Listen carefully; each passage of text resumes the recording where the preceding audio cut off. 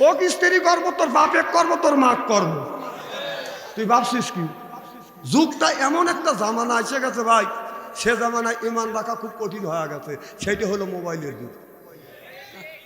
প্রীতির জ্বালা, মোবাইলের মেলা, এখন আর চিঠি লেখা লাগে না। ছেলে সারা রাত জাগিয়া ফোনে কথা বলিয়া লেখা পড়াইয়া ছেলের ভালো লাগে না। লেখা পড়া আমি আর ভালো লাগে না। মোবাইল ফোন আসিল কি দোলা লাগিল, খবরের ঘুম তো পোলার ভাঙল না। পেটে বাদ যাই থাক, পরনে নাই থাক, পেটে বাদ যাই থাক, পরনে নাই থাক। মোবাইল সেরা মিয়ার চলে না, মোবাইল সেরা পোলার চলে না।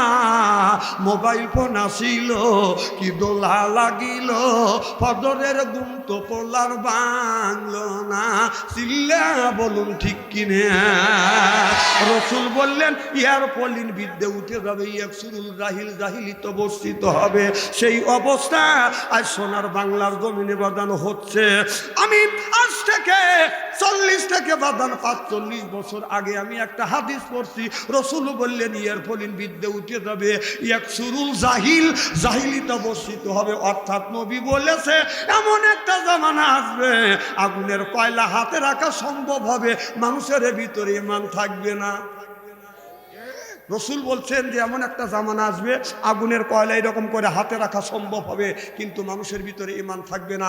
মানুষের টুপি দেখলে মনে করবেন যে আল্লাহর একজন অলি, দাড়ি দেখলে মনে করবেন যে চৌথ আসমান থেকে গোসল করে আসছে, যুব্বত দেখলে মনে করেন জিবরাইলের খালু, ওর কাজকর্ম দেখলে ইবলিস লজ্জা পায়। কারণ আমি এইটা রিসার্চ গবেষণা করে চিন্তা করে দেখলাম এটা কেমন করে হইতে পারে, আগুনের কয়লা রাখা কি সম্ভব হবে? তবে রসুলের কথা তো মিথ্যে হবে না, এটা আমার বিশ্বাস, এটা আমার হলো ইমানের একের। আমি এইটা রিসার্চ গবেষণা করতে করতে করতে করতে চিন্তা করলাম এই জিনিসটা কেমন করে হইতে পারে। এখন 10 থেকে 15 বছর ধরে বুঝলাম যে মানুষের ভিতরে আপনার হাতের ভিতরে আপনার আগুনের কয়লা রাখা, আগুন রাখা সম্ভব হবে। আগুনটা হলো মোবাইল, ভিতরে ঈমান নাকি? কথা কন দেখেন, কত লোকের যুব্ব দেখলে মুখে ফেরেস্তা ফেরেস্তা ফের, অথচ রাতের বেলা উল্লঙ্গ ছবি দেখ। কথা কন না কে? এইটি হলো আগুন, এইটাই হলো আগুন, মানুষের ভিতরে ঈমান নাই। আপনাদের এই গ্রামের মধ্যে 50টা যদি যুবক যুবতী থাকে, ওদের কাছে স্ক্রিন টাচ ফোন যদি থাকে, আপনি রাত 12টার পরে ফেসবুকের ভিতরে ঢোকেন, মেসেঞ্জারের ভিতরে ঢুকে দেখেন, রাত 12টার পরে যা দেখবেন 50টা যুবক যুবতীর ভিতরে তার 40টা রাত 12টার পরে লাইট আছে। ও কি করতেছে? তাহাজ্জুদ নামাজ পড়ে মোনাজাত করতেছে। বাহ বাহ বাহ বাহ। রাত 9টার সময় ঢুকছে ফেসবুকের মধ্যে, 3:30 পর্যন্ত খালি করতে যাচ্ছে। কথা কি অবস্থা বলতেছি নাকি? আগেকার চোর চুরি করতে রাত 12টার পরের থেকেই, এখন চোর 3টে পর্যন্ত চুরি করতে পারে না। ঘরের মধ্যে যায় দেখে আলো জ্বলতেছে, চোর চুরি করবে কোনে? কারণ ওরা হচ্ছে শয়তান। কথা কন না কে? চোর যদি চুরি এখন যদি করে রাত 3টে পরে চুরি করে, কারণ তখন ওই সারা রাত ফেসবুক থেকে মরার ঘুম আসা আছে, তখন চোর চুরি করে আরো আরাম পায়। এক চোরের সাথে আমার আলাপ হচ্ছে। তো আমরা খালি হুজুর গানের সাথে আমাদের সম্পর্ক না, চোরের সাথে আমাদের সম্পর্ক আছে। চোর এসে আমাদের কাছে ফতুয়া লেয়, হুজুর চুরি যে করতেছি আল্লাহ কি মাফ করে দিবি? মনে হাসেন না, হাসি দিয়ে উড়ো দিয়েন না। আল্লাহ বললেন ইয়া আইয়ুহাল্লাযিনা আমানু, হে যারা ঈমানের বিশ্বাসী, কু আনফুসিকুম ওয়া আহলিকুম নারা, নিজে বাঁচো, তোমার আহেল পরিবারকে বাঁচাও। আজকে নিজেও বাঁচলাম না, আহেল পরিবারকে বাঁচাতে পারলাম না। জনগণ ঠিক কিনা? তবে সারা বাংলাদেশ আমি ঘুরি, বাংলাদেশের মধ্যে ঘুরি বাথম ফোন নিয়ে। আগের জামানার মধ্যে অলি হওয়া খুব সহজ ছিল, কারণ চোখের দেনা হইতো না। আর এখন যার কাছে টাচ ফোন আছে, আমি বিশ্বাস করি না ও যে অর্ধ উল্লঙ্গ অশ্লীল ছবি দেখে না, আমি আর বিশ্বাস করি না। হ্যাঁ, ইস্তেরি করে তুই দেবো। তোমার 3টে ছেলে, 3টে ছেলের হাতে স্ক্রিন টাচ ফোন। শোনেন, কোনো কানা গোসা নাই। টাচ ফোন নিয়ে আমার কাছে, টাচ ফোন নিয়ে আমার কাছে ফতুয়া। তোর ফতুয়া রে, হ্যাঁ তুই দাস পড়লে অর্ধ উল্লঙ্গ ছবি দেখিস তোর ভোরকে সকালে আমি তো চোখ তুলে ভালাবো। এই কথা বাদশা আনসারী বলতে পারে যে অশ্লীল ছবি বাদশা আনসারী দেখে না, কোরআন শরীফ হাতে নিয়ে শপথ করে মাথা নিয়ে প্রতিবাদ করে আমি কিরে করে বলতে পারি অশ্লীল ছবি মোবাইলের মধ্যে দেখি নেই।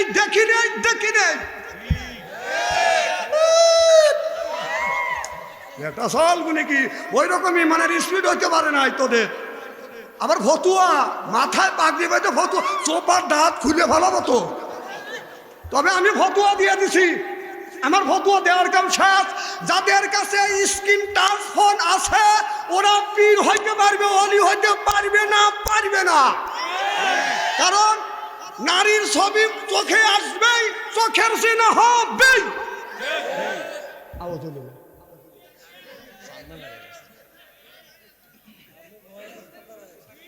রাগ করতেছেন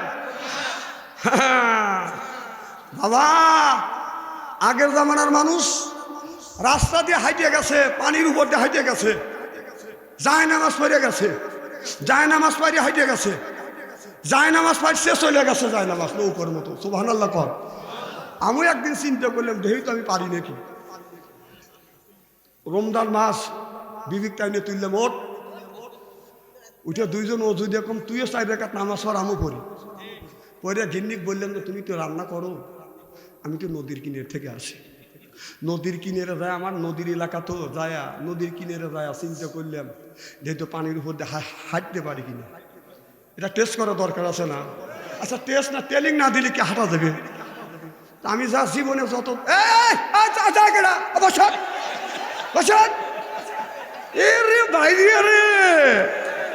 তুমি বলছো যে টাকা পয়সাতে কানা বক্তা আনছে, তোমাকে না আগে নিষেধ করে দিছি।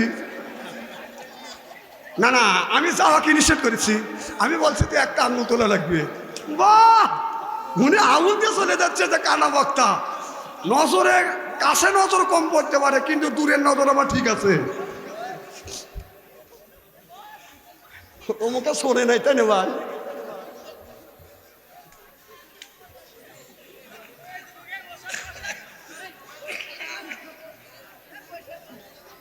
খাবেন খুব খারাপ লাগতেছে নাকি? কি জানি বলতেছিলাম, ও নদীর কিনারে যায় জীবনে যত দোয়া কালাম শিখছি সব দোয়া কালাম পড়লাম। পড়ে যেখানে যেরকম ফুল হওয়া দরকার ফুলেছি, ফুনিয়ে ডাইন পার পায়জামা তুলে 20 মিনিট লেখা পানির ভিতরে পাও দিয়েছি, বড় করে ডুবে গেল। আমি চিন্তা করলাম এখন আমি অলি হতে পারি নাকি। হ্যাঁ ভাই, আমি অলি হইতে পারি না, হয় আমার দাবাত দাও না হয় না দাও। আমার ভাইরা, আমার মুসলমান ভাইরা, আল্লাহর হাবিবের উম্মতেরা ভালো করে লক্ষ্য করে শুনুন। আল্লাহ বললেন ইন্নাল্লাযিনা আমানু, ইন্না মানে নিশ্চয়ই আল্লাযিনা যারা ঈমান আনবে ওই আল্লাহর উপরে, ও আমিলুস সলিহাত, আর যারা নেক কাজ করবে, নেক কাজের মধ্যে নামাজ আছে, রোজা আছে, হজ আছে, যাকাত আছে, কুরবানি আছে, ভালো ভালো কাজ আল্লাহ নেক কাজের মধ্যে বাদান দুকা দিছে। 1 নাম্বার ঈমান, আর 2 নাম্বার যারা নেক কাজ করবে ও বাজান ওই মানুষটা যখন জান্নাতে যাবে 70,000 হুর আসবে রিসিপশন করে জান্নাতে নিয়ে যাবে। চিল্লাকান আল্লাহু আকবার।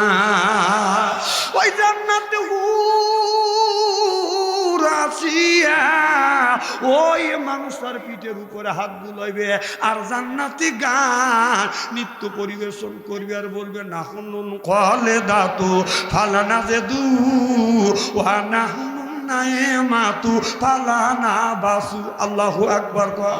এই গান জান্নাতের হুরের বাদান, এই জান্নাতের গান গাইতে লাগবে বাদান 70,000 বছর।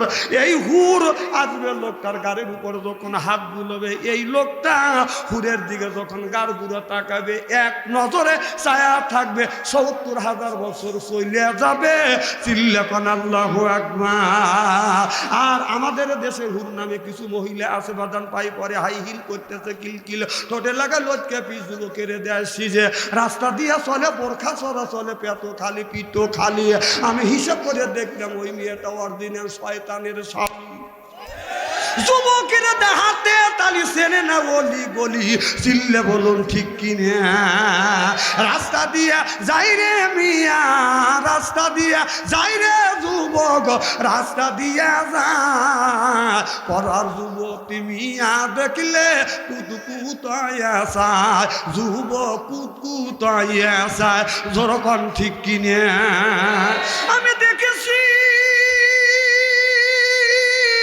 শুধু যুবতী মহিলা দেখলে শুধু যুবকরা তাকায় না, বুড়ো মানুষ ছায়া থাকে এরকম করিয়া। বাবা একটা মহিলার দিকে যদি এক নজর তাকাও আল্লাহ মাফ করে দিবে, দ্বিতীয়বার তাকালে আল্লাহ আমলনামায় গুনাহ লিখবে। কথা বুঝতেছেন না? একবার তাকালে আল্লাহ মাফ করবে, দ্বিতীয়বার তাকালে আমলনামায় গুনাহ লিখবে। আজকালকার যুবক ছেলেরা বলে হুজুর মহিলার দিকে যদি একবার তাকান যায় আল্লাহ যদি মাফ করিয়ে দেয়, দ্বিতীয়বার তাকালে আল্লাহ যদি আমলনামায় গুনাহ লেখে। হুজুর এক নজরে ১.৫ ঘন্টা তাকা থাকবো, এখানে তাফসীর হলো। আবার কয় হুজুর আপনাদের বেতালে ওয়াজ। আমি বললাম কেমন বেতালে ওয়াজ? বলে হুজুর কারণ পুরুষের প্রত্যেকটা পুরুষের ভাগে ৩.৫ জন করে মহিলা পড়ছে। কয়জন? রাস্তা দিয়ে যদি যাওয়া যায় আপনার পুরুষ যদি দেখি ১০ জন, মহিলা দেখি হুজুর ৩২ জন। কারণ ডানে তাকাইলে মহিলা, বামে তাকাইলে মহিলা, সামনে তাকাইলে মহিলা, পিছনে তাকাইলে মহিলা। উপর দিকে যদি তাকাই ৩ তলার উপর থেকে ৩ জন মহিলা মাথা বাই করে আসে, ব্লাউজের আটা কুত্তায় খাইছে। হুজুর কোন দিকে তাকাবো? তাকানোর তো কোনো রাস্তা নাই, তাকালেই শুধু মহিলা। কোন দিকে তাকাবো? তাকানোর তো জায়গা নাই। আমি বললাম আল্লাহ তো বলেলেন, আল্লাহ তো বলেছেন কুল্লিল মুমিনিনা ইয়াহুদ্দু মিন আবসারিহিম, নিচের দিকে তাকাও। কথা তাকা, আল্লাহ বলে নিচের দিকে তুমি তাকাও, তাহলে আমাদের চোখের বাদান জেনা হবে না। আজকে দেখেন আমাদের দেশের বাদান কি অবস্থা, রাস্তা দিয়ে বাদান হাইটে যাচ্ছি এইরকম একটা রুমাল মাথায় দিয়ে, কথা বোঝেন না। একটা ছেলে দাঁড়া থেকে বাদান পেশাব করতেছে, তখনও ওই লোকটা বলতেছে আস্তাগফিরুল্লাহ। এই মুসলমানের বাচ্চাকে এইরকম করিয়া আপনার দাঁড়া থেকে আপনার পেশাব করে, ওই এই জায়গাকে আস্তাগফিরুল্লাহর দোয়া, এই এনে আস্তাগফিরুল্লাহর দোয়া। হ্যাঁ, একটা যুবক ছেলে দাঁড়া থেকে প্যান্টের বেল টান দিয়া ও দাঁড়া থেকে পেশাব করতে, ওখানে আস্তাগফিরুল্লাহ সস্তা দোয়া পাইছে। ওটা নিয়ে সস্তা দোয়া বাদ দাও, ওখানে তোর প্রতিবাদ করা লাগবে। কথা কয় না। আর ওখানে উনি আস্তাগফিরুল্লাহ, তোকে আস্তাগফিরুল্লাহ, ওখানে আস্তাগফিরুল্লাহ কথা কইছে। যদি ওই লোকটা বলে মুসলমানের বাচ্চা, হ্যাঁ তুই দাঁড়া থেকে পেশাব করিস, ও মুখ পেয়ার বসবে, কাপড় নষ্ট করবে না, দৌড় দিবে। কথা কর না কে? আবার এই যে একটা সুন্নাত পাইছে, এই সুন্নাতটা কার? কোন আল্লাহ সুন্নাত? কোন নবীর সুন্নাত? হ্যাঁ আর পারে না রে, না না মোহাম্মদ সাল্লাল্লাহু আলাইহি সাল্লামের সুন্নাত না, এটা জানা লাগবে। তো বলবো কি একটু? বললেই তো দেরি হবে, শুনবেন তো যতক্ষণ মার হবা। মুসা আলাইহিস সালাম যখন বলছিল আল্লাহ আমি তোমাকে দেখতে চাই, আল্লাহ বলে না মুসা তুমি আমাকে দেখতে পারবে না। কারণ না আল্লাহ আমি দেখবো। কয় দেখবে যদি চা তুমি রেডি হও। আল্লাহ ৭০ পর্দা একটা পর্দা খুলে দিছিল, এরকম আপনার গরুর নাকের সিদ্ধের মতো একটা নূরের তাজালি মারছে। মুসা আলাইহিস সালাম ৪০ দিন অজ্ঞান হয়ে পড়িয়াছিল। সুবহানাল্লাহ, এটা জোরে কর। তখন মুসা আলাইহিস সালামের যেটুক চেহারা ছিল তার সাথে বেশি চেহারা ছিল তার। মুসা আলাইহিস সালাম ৪০ দিন পর বাড়িতে গেছে এই রুমাল মাথায় দিয়ে। মুসা আলাইহিস সালামের বিবি সবুরা এখন এরকম মুখ দেখবে সাহেব, মুখ দেখায় না, টান দিয়ে খুলে দেখা যায় আপনার খুব সুন্দর চেহারা। সুবহানাল্লাহ, এটা জোরে কর। এটা হলে এই যে রুমাল পরা হলো মুসা নবীর সুন্নাত। সুবহানাল্লাহ, এটা জোরে কর। কোন নবীর সুন্নাত? হযরত মুসা আলাইহিস সালামের সুন্নাত পাইছে। আর রাস্তা দিয়ে যাচ্ছে, একটা ছেলে দাঁড়া থেকে পেশাব করতেছে, উনি ওই রুমাল মুড়ি দেখে আস্তাগফিরুল্লাহ। এই এই এই মুসলমানের বাচ্চা কি দাঁড়া থেকে পেশাব করে, ওখানে রুমাল মুড়ি দিয়ে আস্তাগফিরুল্লাহ দোয়া হলে, ওখানে তো তরবারি চালান লাগবে, প্রতিবাদ করা লাগবে, ধমক দেওয়া লাগবে। কথা কর না কে? সব জায়গায় আস্তাগফিরুল্লাহ চলে। লাভ দিলে রে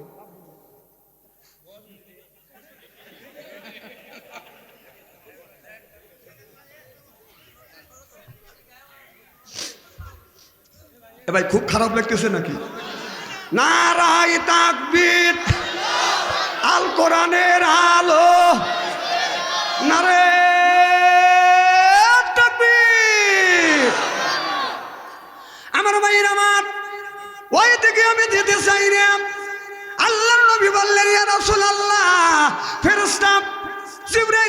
সাল্লাম বলি ইয়া রাসূলুল্লাহ ইয়া হাবিবাল্লাহ, প্রথম নম্বরে যেই লোকটাকে দেখানো হয় এই লোকটা জীবনে নামাজ ছাড়ে নাই, রোজা ছাড়ে নাই, হজ ছাড়ে নাই, যাকাত ছাড়ে নাই, আল্লাহর বিধিবিধান মানছে বিদায় আল্লাহ ওর কবরটা জান্নাতের বাগান বানা দিয়েছে। যখন আল্লাহু আকবার। নবী বলে জিবরাইল, দুই নাম্বার যেই মানুষটাকে দেখানো হলো এই মানুষটার কারণটা কি? জিবরাইল আমিন বলে ইয়া রাসূলুল্লাহ ইয়া হাবিবাল্লাহ, ও নবীজি, এই মানুষটা কোনোদিন নামাজ পড়ে নাই, রোজা রাখে না, হজ করে না, যাকাত দেয় না, এরপরে মানুষের তৈরি করা নিয়ম নীতি মেনে চলেছে বিদায় আল্লাহ ওর কবরের মধ্যে আগুন জ্বালা দিয়েছেন। মৌত কাউসিন কুল্লু নাফসিন সাদিবু, মৌত কাউসিন কুল্লু নাফসিন সাদিবু, আল কবর বাইতেন কুল্লু নাফসিন দাখিলুন। আমার ভাইরা আমার, যারা নামাজ পড়বে না, রোজা রাখবে না, হজ করবে না, যাকাত দিবে না, তারা আল্লাহর জান্নাতে কোনোদিন বাজান যাইতে পারবে না। এক নাম্বার নামাজ পড়া লাগবে। নামাজটা যদি আপনি কবুল করতে চান, আল্লাহ বললেন লা তাকুলু, সুদ তো খাওয়া দূরের কথা, সুদ খাওয়ার দ্বারের কাছেও যায় না, কথা কার। অন্য আয়াতের মধ্যে আল্লাহ বললেন কুলু মিন তাইয়্যিবাতিন মা রাযাকনাকুম, আগে হালাল খাও এরপরে ইবাদত করো। এই ইবাদতটা কবুল করবে কে? হালাল না খায়া যদি ইবাদত করেন, এই ইবাদত আল্লাহর দরবারে কবুল হবে? যখন হবে। আচ্ছা, আমাদের দেশে যদি একটা অবিবাহিত যুবক আর যুবতী যদি প্রেম, যুবক যুবতী যদি আপনার জেনা করে যদি ধরা পড়ে, ৮০টা বেতের আঘাত করে বাদান গ্রাম থেকে বাদান বের করে দেওয়া হয়, এরপরে বিবাহিত ছেলে আর বিবাহিত মেয়ে যদি জিনা করে যদি ধরা পড়ে, তাহলে ওকে পাথর মারে সাংঘার করে দেয়। এটা হলো শরীয়তের বিধান। আর একজন ব্যক্তি চারে না পরিমাণ যদি সুদ খায়, আপন মায়ের সাথে ৩৩ বার জেনার গুনাহ হয়। খুব খুব ধীরে কর নাউজুবিল্লাহ। মানুষ জানি শোনে না, জোর কর নাউজুবিল্লাহ। অন্য হাদিস শরীফের মধ্যে পেয়েছি যে ১ টাকা পরিমাণ কেউ যদি সুদের টাকা খায় ৪০ বার জেনার গুনাহ হয়। তাহলে ভালো করে লক্ষ্য করে শুনুন, একটা যুবক যুবতী জিনা করে ধরা পড়লে বাদান আপনার ৮০টা বেতের আঘাত করে গ্রাম থেকে বের করে দেওয়া হয়। আর বিবাহিত মানুষ যদি বাদান জিনা করে ধরা পড়লে তাকে কোমর পর্যন্ত গাড়িয়া পাথর মারে সাংঘার করা লাগে। এটা হলো শরীয়তের বিধান যে দিনের মধ্যে আপন মায়ের সাথে ৩৩ বার করে জিনার গুনাহ করে, ওই লোকটাকে কি করা দরকার? না অত বড় ফতুয়া দিতে পারি না, তবে একটা ফতুয়া দিতে পারি, সেটা হলো জুতো। জোরে কান কি? আরো জোরে। জোর হইল না। ওকে জুতো মারা দরকার। অথবা না কে? খুব খারাপ লাগতেছে নাকি? তাহলে আমার ভাইরা আমার, সুদ খাইয়া ঘুষ খাইয়া ইবাদত করলে ইবাদত আল্লাহর দরবারে বাদান কোনোদিন কবুল হবে না, হইতে পারে না। সুদের টাকা দিয়া যদি বাদান গরুর গোশত আনিয়া যদি বুনো করিয়া যদি খাওয়া, বিবি যদি বুনো করিয়া দেয়, এই গোশত খায়া যতই আপনার যত ইবাদত করি, ইবাদত আল্লাহর দরবারে কবুল হবে। তাহলে আল্লাহ বললেন সুদ খাওয়া হারাম। সেই সুদের টাকা দিয়ে গরুর গোশত আমরা খাচ্ছি কিনা? কি কোন খাচ্ছে কিনা? আচ্ছা, হালাল মনে করে সুদের টাকা দিয়ে গরুর গোশত কিনে এনে বিবি যদি ভুনো করে রান্না করে দেয়, সেইটা যদি জায়েজ মনে করে খাই, সুদের টাকাও খাওয়া, সুদও খাওয়া হারাম, পায়খানা খাওয়া কি? তাহলে সুদের টাকা দিয়ে গরুর গোশত নিয়ে বুনো করে হালাল মনে করে যদি খাইতে পারি, তাহলে একটার ফ্রিজ নিয়ে টয়লেট থেকে একটু মল তুলে একটু করে গোশত খাই, আর একটু সালাদ মনে করে একটু গুবরা খায়। না না, এখন থুতু ভালোতেছে। না না, ওইটা তুই খাইতে পারো, একটু সালাদ মনে করে গু খাইতে পারো না, গু খা। কথা কয় না, কথা কয় না। কথা কি খারাপ লাগতেছে নাকি? না না, উচিত কথা তো খারাপ লাগবে। আবার কেউ মনে মনে বলতেছে কমিটি আগামীকালই বলবিনি যে বাংলাদেশে কত বক্তা আছে, টাকার আনা বাচ্চা বাচ্চান্তরে কানছে, এসে খালি কলিজায় তীর মারতেছে। বাচ্চান্তরে আনিও না, আনিস না, আনিস না। ওই তেল ঢেলে ওয়াজ করে তাক নিয়ে গা। শোনেন, আপনার ওই তেল ঢেলে ওয়াজের দিন নাই, গুগুমলে আলো চাল খায়া ওই দিন নাই। আমি এই ওয়াজ জানি, জাকারিয়া আলাইহিস সালামকে ধাওয়া ধরছে, জাকারিয়া নবী গাছের মধ্যে ঢুকছে, গাছ সহ জাকারিয়া নবীকে কেটে ফেলছে। এই ওয়াজ করে মানুষকে আল্লাহর রাস্তা আনা যাবে না, এটা অন্যায়, এটা করা যাবে না, এটা নাই, এটা করতেই হবে। ন্যায়ের পক্ষে কথা বলতে গেলে জেল খাটা দরকার হলে জেল খাটবো, জরিমানা দেওয়া দরকার হলে জরিমানা দেব, প্রয়োজন হলে ফাঁসির মঞ্চ উঠবো। বাতিলের সাথে আপোষ নাই, চিল্লাকন ঠিক কিনা?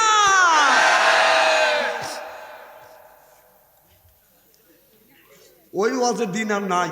হক কথা বলো, এখনো তেল তেলে ওয়াজ করতেইছে। ওই দেখেন বড় বড় চোখ করে টাকা রয়েছে। না না না, আপনাদের বড় বড় চোখ দিকে ভাবছিলাম ছেলে টেবিলের নিচে মাথা দিবি। আমার ভাইরা, আমার আল্লাহর নবী আখিরি জামানার পয়গম্বর মুহাম্মদ রাসূলুল্লাহ সাল্লাল্লাহু আলাইহি ওয়াসাল্লাম গভীর রাত, গভীর রজনীতে আমার নবী বাদান কলেমার দাওয়াত দিয়ে যখন বাসায় আসছে, আসিয়া মা খাদিজাতুল কুবরার ঘরে দরজা নক করছে। খাদিজা একটা ডাক দিছে, অমনি দরজা খুলে দিছে। সুবহানাল্লাহ বললেন না? হযরত আলী বাসায় নাই, আসতে দেরি হয়েছে রাত 12টার সময়। বিবির ঘরে দরজার পাশে গেছে, ফাতেমা ঘরে শুয়ে আছে। ফাতেমার ঘরে দরজার পাশে যা দেখা যায় গুনগুন শব্দ শোনা যাচ্ছে। হযরত আলী মনে মনে চিন্তা করতেছে, রাত বাজে 12টা, 12টারও ঊর্ধ্বে বাজে, আর আমার বিবির ঘরে দরজার পাশে গুনগুন হিসপিস শব্দ শোনা যাচ্ছে। এত রাত্রে কার সাথে কথা কয়? এখন যদি আমরা বগুড়া শহর থেকে আসে যদি দেখি যে আমাদের বিবির ঘরের ভিতর থেকে গুনগুন শব্দ শোনা যায়, তাহলে মনের মধ্যে সন্দেহ ঢুকবে না? কারণ যুগ জামানা ভালো না, মোবাইলের যুগ, কথা বোঝেন না? আমার ভাইরা, আমার আলী রাত 12টার পরে যাইয়া হযরত ফাতেমাকে এরকম করে নক করছে, বিবি ফাতেমা। অমনি ফাতেমা বাদান দরজা খুলে দিছে। যখন দরজা খুলছে, আলীর চোখে যখন বাদান চোখ পড়ছে, হযরতে ফাতেমা হযরত আলীকে সালাম দিয়েছে, আসসালামু আলাইকুম আমার স্বামী, আমার সালাম লেন। আল্লাহ নবী বললেন, বিবি যদি স্বামীরে সালাম দেয় আর স্বামী যদি বিবিরে সালাম দেয়, স্বামী স্ত্রীর ভিতরে মহব্বত পয়দা করে দেয় কে? আজকে আমাদের বেটাও আমাদের সালাম দেয় না, বেটাদের আমরাও দেই না। বিটু আমাদের সালাম দেয় না, বিটু আমাদের সালাম দেয় না। আমার নবী বলেছে, স্বামী যদি বিবিরে সালাম দেয়, বিবি যদি স্বামীকে সালাম দেয়, স্বামী স্ত্রীর ভিতরে মহব্বত পয়দা করে দেয় কে? আপনারা বলুন, আমাদের এই বিবিকে আমাদের সালাম দেয়? জোরে বলুন, জোরে বলুন। এত মানুষের মধ্যে না না বলতেছেন, বাড়ির যায়নি, আজকে খবর আছে। বউ বলবি না আমি তো সালাম দেই অথবা না দেই, তুই পাবলিক ফাংশনে বললি কি? বৌমান সালাম দিলই না, আমরা কি বিবিদের সালাম দেই? जैसे तैसे मिले रास के मिले रानी बुध के बुहिते नहीं मिले खापसाते खापसानी रे खापसाते खापसानी जरकन ठीक किने संसार साला पुरुष जाति नारी लागाय पेट प्रत्येक बारी হয় গো খেলা আলি বাড়ি সেরামে আমার কথা বুঝতেছেন না স্বামী স্ত্রী যদি জর্গা হয় ওখানে কোনো মাত বাড়ি খাটে না কোনো লিভারি থাকে না ফুটবল খেলবে গেলে তো লিভারির কথা মানে সংসার চালা পুরুষ জাতি নারী লাগায় পেট প্রত্যেক বাড়ি হয় গো খেলা আলি পারি সেরামেট ঘরে জ্বালা বাইরে জ্বালা জ্বালার নাই কেসাত নারী জাতি নষ্ট করলো সোনার বাংলাদেশ প্রেম প্রীতি ভালোবাসা নারী করছে শুরু হিসাব করে দেখলাম নারী প্রেমের নাটের গুরু যেরকম ঠিক কিনে আমার ভাইরা আমার আলী জায়রাত 12টার পরে যখন বাজন এইরকম করে বাজন আপনার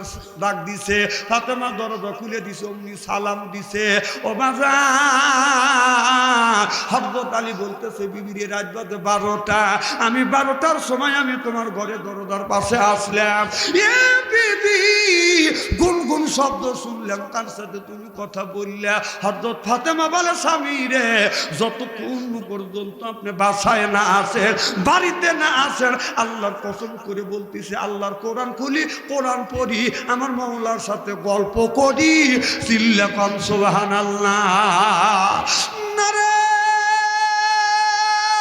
তাকবীর হযরত আলী বললেন আমি যতদিন যতবার আমার বিবি ফাতেমার ঘরে দরজার পাশে গেছি প্রত্যেক দিনই যাইয়া আমি কোরআন তিলাওয়াতের আওয়াজ শুনছি। আমাদের ঘরে ঘরে একটা করে ফাতেমা আছে। রাত 12টার পরে যায় যদি ডাক দেওয়া যায়, ফাতেমার ঘরে দরজার পাশে গেলে কি কোরআন তিলাওয়াতের আওয়াজ শোনা যায়? খালি ঘুমের আওয়াজ। আমার তাকে আমি শুনি না। কথা কি খারাপ লাগতেছে নাকি? আমি কোরআন হাদিস দিয়ে বর্তমান প্রেক্ষাপট মিলে কথা বলি, হয় দাবাত দিয়ে না হয় না দিয়ে। এটা আপনাদের বুঝনের জন্য। জনগণ মারহাবা। আমার ভাইয়ের আমার নবী গভীর রাত গভীর রজনীতে হযরত খাদিজাতুল কুবরার ঘরে দরজা নক করছে। খাদিজা অমনি ডাক দিছে, একটা দিক ডাক দিছে, অমনি দরজা খুলে দিছে। আর এখন যদি আপনার বগুড়া শহর থেকে আসিয়ে আমাদের ঘরে ঘরেই একটা করে খাদিজা আছে, যদি ডাক দেওয়া যায় খাদিজা, কোনো খবর নাই। ও খাদিজা, কোনো উত্তর না। ও খাদিজা, কি হ্যাঁ কি স্বামী ডাক দিবে, আত্মা ঠান্টু ডাক দিবে, বিবি উত্তর দিবে, আত্মা ঠান্টু আছে। নিকা কি খেপিয়ে গেছে ভাই, চলে যাচ্ছেন একবারে, চলে যাবেন। আমার ভাইয়ের আমার না না, অনেক লোকের অসুবিধা হয়, সবাই বেশিক্ষণ সবাই তো বসে দেখতে পারে না ভাই। আর কি ঘন্টাখানি আসা আচ্ছা, আমার সাথে আর 15-20 মিনিট না না, ফজরের নামাজ কাজা করবো না, আপনিও টেনশন করেন না। আপনি বলেন আমি এখনই মোনাজাত করবো, আল্লাহুম্মা আমিন। না না, কে না না, দোষ তো আমার না, উনি এখনই আমার উপরে চাপা দিতেছে ফজরের নামাজ জানি কাজা না হয়। তাহলে আমার কি ঠেকা পড়ছে? এরা ইচ্ছে করে নামাজ কাজা করবে আর ড্রাইভার আমি নেবো?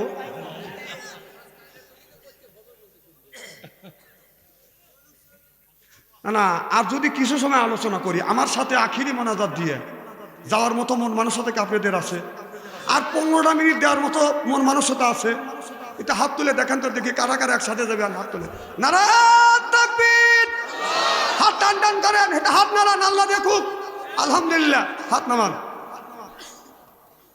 খুব বেশি কষ্ট দেবো না, আর 15 থেকে 20 মিনিট ইনশাআল্লাহ। ভাই এটাও তো ইবাদত হচ্ছে, আপনি বাজ্যা তো নফল নামাজ পড়তেন, এটা তো নফল ইবাদত। আর রাত্রে শেষ ভাগে আল্লাহ মানে একবারে শেষের আসমানে নামিয়ে আসবে, এসে বলবে বান্দা তোর কিসের দরকার বল, তোর টাকার দরকার টাকা দেবো, পয়সার দরকার পয়সা দেবো, বউ দরকার বউ দেবো। দেওয়ার মালিক কি? তাহলে আর কিছু সময় দেওয়া যাবে ইনশাআল্লাহ। নারায়ে তাকবীর। আমার ভাইরা আমার নবী বললে খাদিজা গভীর রাত গভীর রজনীতে আমি তোমার ঘরে দরজার পাশে আসলাম রে খাদিজা, একটা ডাকের বেশি 2টা ডাক দেই নেই রে খাদিজা, তুমি কি ঘুমাও না? মা খাদিজাতুল কুবরা বললে ইয়া রাসূলুল্লাহ ইয়া হাবিবাল্লাহ, ও নবীজি যতদিন ধরে আপনার সাথে ঘর সংসার করতেছি আল্লাহর কসম করে বললাম আপনার আগে কোনোদিন বিছানায় পিঠ দিয়ে ঘুমোতে যাই নাই। চিল্লাকান আল্লাহু আকবার। আমার ভাইরা আমার নবী যখন বাসায়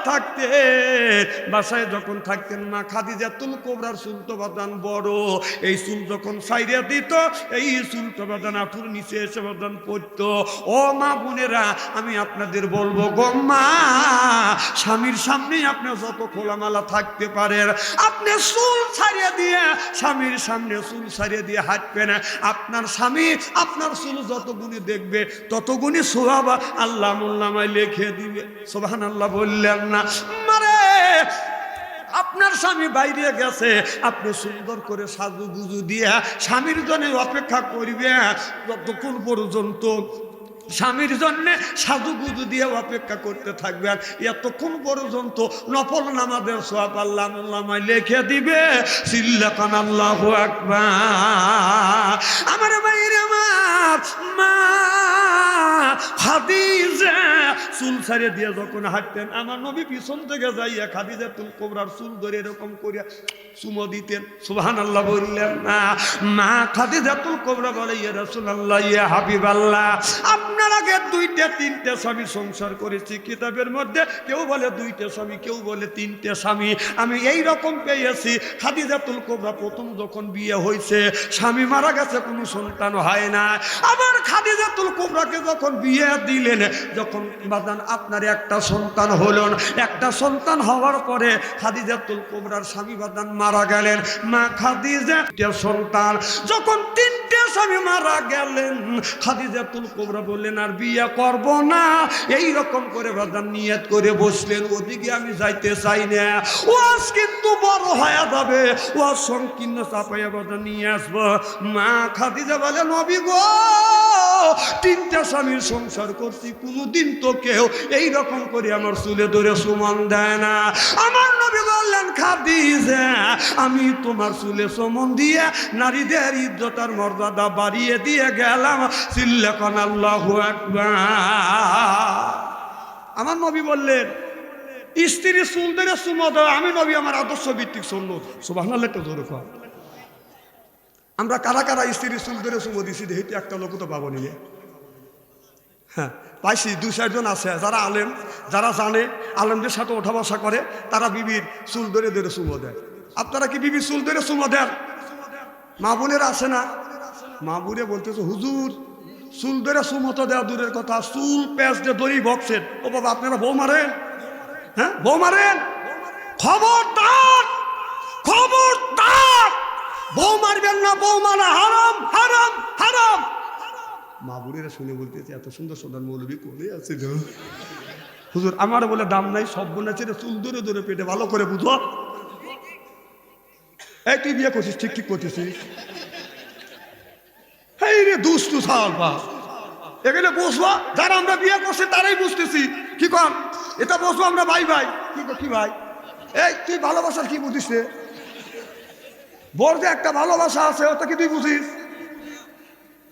তোকে তো স্ত্রী করা হচ্ছে না, ওরা চিন্তা করতেছে আমাদের কথা কয় না কে। হ্যাঁ, ওদের কথা কোরআনের মধ্যে আছে, ওদের কথা আছে। আপনার ছেলে যদি উপযুক্ত হয়, মেয়ে যদি উপযুক্ত হয়, যদি বিয়ে করতে চান, আপনার ছেলে আপনার মেয়েকে বিয়ে দেওয়া আপনার জন্য ফরজ। ইন্না কায়দা কুন্না, আল্লাহ বললেন যে শয়তানের ওয়াসওয়াসা থেকে বাঁচতে পারবে, কিন্তু কোন যুবক যদি কোনো দুষ্ট নারীর ভাগে যদি পারে, ওর ঈমান রাখা কঠিন হয়ে যাবে। কত কর না কে কোনো ফুকরা, তোমার ছেলে যদি গরিব হয়, উপযুক্ত হয়, যদি বিয়ে করতে চায়, মেয়ে যদি বিয়ে করতে চায়, কোনো ফুকরা বিয়ে দেওয়া ফরজ। কি যুবক কথা কও না কে? যুবকরা কি খুশি দেও, তোর বউ বাদ দিবে কেটা রে? আমার একটা ছেলে আছে 15-15.5 বছর বয়স, কিন্তু আমার সাথে ইষ্ট উচ্চ নব্য হয়েছি। তা আমি রুমে শুয়ে রয়েছি, ও আর এক রুমে শুয়ে রয়েছি। আমি যে বাসা আছি ওটা জানে না। আমার বড় বেটা বিয়ে করাইছি, ওরা আবার শালি নেই, কি কথা কি বুঝতেছেন? ও আর এক রুমে বসতে গান গেতেছে। আমার বড় ভাইয়ের শালি, নাম ছিল তার রানী, 3টে বছর ঘুরাইলো কেন আমারে। আমি চিন্তা করে গেলে না দুষ্টু হয়ে গেছে, এখন তো প্রতিবাদ না করলে তো হয় না, মারামারি তো করা যায় না, ছেলে বড় হয়ে গেছে। তখন ও যখন গান শেষ করে দিছে, সাথে সাথে আমি বললাম, আমি ভালো কইরেই জানি নাই তোর বড় ভাইয়ের শালি, এত বড় মিথ্যে কথা কলি রে বেটা, এত বড় মিথ্যে কথা কলি। এ খালি খটাস বাস পাইছি, ঘরের মধ্যে যা দেখি যে দরজা খোলা, খাট আছে, লেপ আছে, ছেলে নাই। 2-3 দিন পরে ওর মা কয়া বলে ছেলেকে নিয়ে এসেছিল, ও হাত দিয়ে মারি নেই, হাতুর দিয়ে বসাইছি। তা আমি চিন্তা করলাম তাহলে তো নিশ্চয়ই ও বউ চায়। দুজন পরামর্শ করলাম যে ছেলে তো যে গান গাইতেছে, তাহলে তো বউ চাইছি। কারণ আমার গিন্নি বলতেছে কি করা যায়। তো আমার গিন্নি আবার একটু বোঝে, তো বলতেছে আল্লাহ তো মানুষকে ছেলে তৈরি করার আগে, পাঠানোর আগে 50,000 বছর আগে না রিজিক দিয়ে বিলে আল্লাহ রিজিক দিয়ে পাঠাচ্ছে, তুমি নেওয়াজ করো। তাহলে রিজিকের মালিককে তোমার আল্লাহ, তাহলে বিয়ে দেও।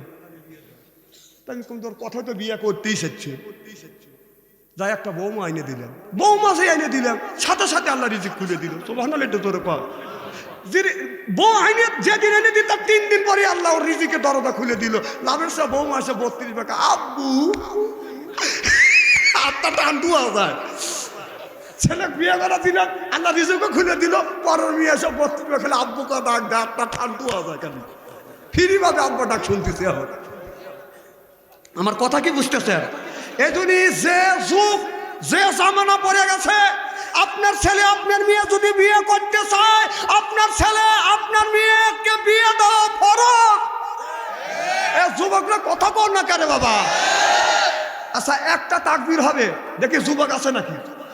আমরা ছোটবেলা ফুটবল খেলছি না ভাই, বিয়েত্তর অবিয়েত্তর খেলি নেই। আজকে বিবাহিত আর অবিবাহিত একটা তাকবীর হবে, দেখি বিবাহিত পারে না অবিবাহিত পারে। এই তাকবীরে বরত্ব ঘোষণা করবো কার? জোরকান কার? আচ্ছা আল্লাহর বরত্ব ঘোষণা করব। যারা বিয়ে করছেন তারা চুপ থাকবেন, আপনাদের তাকবীর আছে। আর যারা বিয়ে করে নাই যুবকদের, অবিবাহিত যুবকদের একটা তাকবীর আছে। কি অবিবাহিত যুবকরা তোমরা ঠিক আছো তো? যারা বিয়ে করছেন জবান বন্ধ রাখেন, খেলা আপনাদেরও আছে। হ্যাঁ, যারা বিয়ে করে নাই গলা পরিষ্কার করেন, বলেন রেডি?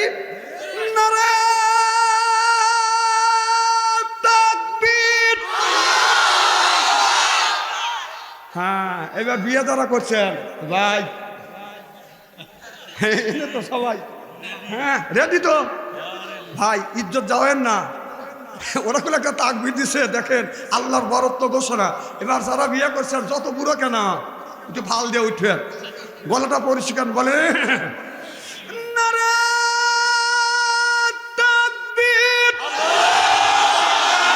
না।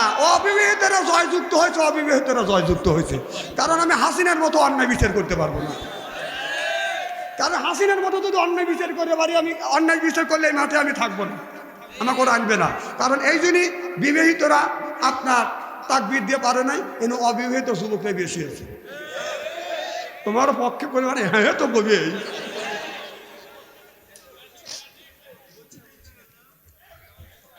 আমার ভাইয়েরা, আমার মুসলমান ভাইরা, আল্লাহর হাবিবের প্রেমাতেরা ভালো করে লক্ষ্য করে শুনুন, বলে নিয়ে তো বাদান শুনতে হবে।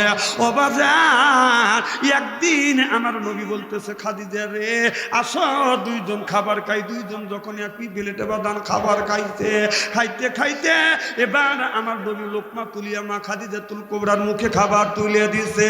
মা খাদিজা আমার নবীর মুখে বাদান খাবার তুলে দিছে। স্বামী স্ত্রী এক প্লেটে যদি খাবার খায়, স্বামী স্ত্রীর ভিতরে মহব্বত পয়দা করে দেয় কে?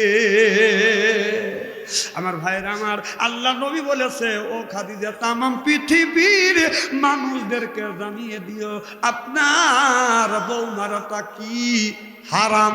খবরদার বউ মারিবেন না। এই কথা রাসূল যখন ঘোষণা দিলেন, একটা মহিলা সাহাবী এসে বলে, ইয়া রাসূলুল্লাহ, ইয়া হাবিবাল্লাহ, আপনি বলছেন বউ মারা হারাম, আমার স্বামী তো আমাকে মেরেছে। এই রকম স্বামী, অনেক স্বামী আছে, অনেক মানুষ বউ মারে, এই রকম মানুষ বাজান আছে না নাই? মহিলা সাহাবী বলে, নবী গো, আমার স্বামী আমাকে মেরেছে। আমার নবী বললেন, ও নারী, স্বামী যদি রাগের সময় তোমাকে যদি মাইরিয়া থাকে, মা রাগের সময় তোমার স্বামী যদি তোমাকে যদি মাইরিয়া থাকে, মানে ওই জায়গাটা চিহ্নিত করে রাখো। স্বামীর হাতের ছোঁয়া তোমার শরীরে যেই জায়গা লাগবে, দোজখের আগুনে ওই জায়গাটা কোনোদিন পুড়বে না। চিল্লা কান আল্লাহু আকবার। মানে স্বামী যদি তোমার গায়ে হাত দিয়ে যদি আঘাত করে থাকে, ওই জায়গাটা চিহ্নিত করে রাখো মা। স্বামীর হাতের ছোঁয়া তোমার শরীরে যেই জায়গা লাগবে, দোজখের আগুনে ওই জায়গা পুড়বে না। মা বোনেরা মনে মনে বলতেছে, না আমারে ভালোই করছি। তাহলে স্বামীর কি রহমতের হাত, সুদ খাওয়া হাত, ঘুষ খাওয়া হাত, মদ খাওয়া হাত। যারা খায় মদ ওরা হারাবে জান্নাতের পথ, যারা খাবে গাঁজা আল্লাহ দিবে বাদান সাজা, যারা খাবে গুল বাদান ওরাই করবে বাদান ভুল, যারা খায় সিগারেট ওদের নাই কোন মুখের বেরেক, যারা খায় বিড়ি ওরে মানে ধরবে কিরি। বিড়ি যারা খায় তাদের হাত দিয়ে গন্ধ, মুখ দিয়ে গন্ধ, দাড়ি দিয়ে গন্ধ, টুপি দিয়ে গন্ধ, জামা দিয়ে গন্ধ, রুমাল দিয়ে গন্ধ, চাদর দিয়ে গন্ধ, লেপ দিয়ে গন্ধ, বালিশ দিয়ে গন্ধ। আমার হয় সন্দ ওর বউ থাকে কেমনে রে আল্লাহ রে, জোরকান ঠিক কিনে। টাটকা বিড়ি খায়া বর মুখের কাছে তখন মুখ লে বউ খালি মুখ ঘুরো। স্বামী কয় আমি তোর মুখের কাছে মুখলেই তুমি মুখ ঘুরো কা, বউ কয় লজ্জাও করে শরমও করে, এই মাত্র টাটকা বিড়ি খায়া আমার মুখের সাথে মুখ লাগাছে, তোর পাশারও চাইতে তোর মুখের ঢুক দিচ্ছে, ব্রাশ করতে পারো না, বিড়ি খাবো কষ্ট দেও, আবার এই বিড়ি আবার নাকি টয়লেটও খায়, সি সি সি। আবার ইদানিং দেখছি যারা পান খায় 70% মানুষ পান খায় আর টয়লেট করে, তাই যদি না হয় টয়লেটের মধ্যে পিক পাইকে ঘটনা কি? আমি চিন্তা করলাম এই কাজ করে কি, তালে রইলাম দেখে কি কাম করবে, তাহলে থাকতে থাকতে দেখি আর পুরো টয়লেট থেকে বের হয়েছে, কই গেছিলে কয় টয়লেটে, কম মুখ লড়ে কে হুজুর পান খাচ্ছে, এই ঘটনা তুমি করো, হুজুর পান না খাইলে টয়লেট হয় না, তাহলে বোঝা গেল এই মুহূর্তে পান খাওয়ার মধ্যে ডেলিভারি করো। না না, খবির জায়গা যায় যদি পান তুমি জায়েজ মনে করে খাও, আমার কথা কি বুঝতে চান? খবির জায়গা যায় যদি পান জায়েজ মনে করে খাও, তাহলে পানের বোটানে একটু গু ভরা চুল মনে করে খায়, ও এখন থুতু আসতেছে, ওখানে চ্যাকড়া চ্যাকড়া খাও আর ঠক ঠক করে বাইর করো, আর এখন বাচ্চা অঞ্চলে দেখা দিচ্ছে এখন ও আগাসতেছে না, কথা কন না কে? খবরদার এই জিনিস ওখানে খাওয়া লাগবে কি আপনি? বর্ষা গু খায়, মানুষ এত নিচে নেমে গেছে। সভাপতি কই? সভাপতি খায়,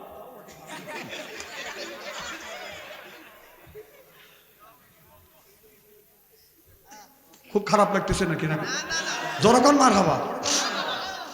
আমার ভাইয়ের, আমার মুসলমান ভাইরে, আল্লাহর হাবিবের প্রিয়ম্বরদের ভালো করে লক্ষ্য করে শুনুন। মা খাদিজা এক সময় খাবার বাড়িয়া আল্লাহর কোরআনের কথা আলোচনা হয়, রহমত বর্ষিত হয় কার? তাহলে 1 নম্বর কোরআনের মাহফিলে ওঠা বসা করা যাবে? হ্যাঁ, অনেক মানুষের জরুরত থাকতেই পারে, অতিরিক্ত জরুরত হলে 1 আঙুল তুলবেন, আমি বসবো যে প্রসাবের চাপ দিছি, 2 আঙুল তুললে বসবো যে টয়লেটে চাপ দিছি, 3 আঙুল তুললে আমি বসবো যে বিড়ির নেশা ধরছি, এ জ্ঞানটা আমার আছে, আর 4 আঙুল তুললে আমি বসবো যে প্রেমিক মিস কল দিছে, দেখা করতেই হবে। এই 4 জন ব্যতীত যদি যান আঙুল তুলতে হবে, আমার কথাকে বুঝতেছেন? আমার কাছ থেকে অনুমতি নিয়ে আঙুল তুলে না যদি যান, যদি না বলে যান, প্রয়োজনে লুঙ্গি টেনে ধরবে। না না, আমি কোনো সতর্ক করা দিচ্ছি, আগে এই সতর্ক বাণী দিয়ে দিচ্ছি, যদি যাওয়ার জরুরি হয়, দরকারি যদি হয়, আঙুল তুলবেন 1 2 3, বুঝতেছেন তো? তারপরে ওঠা বসা করা যাবে না। 2 নাম্বার, আমার চেহারার দিকে চাওয়া থাকতে হবে। আলেম যতই কালো হোক, আলেমের চেহারার দিকে চাওয়া থাকলে সগিরে গুনাহ মাফ করে দেখে, মাফ করে দেখে। তাহলে 2 নাম্বার, আমার চেহারার দিকে চাওয়া থাকতে হবে। চেহারা কি একেবারে খারাপ নাকি?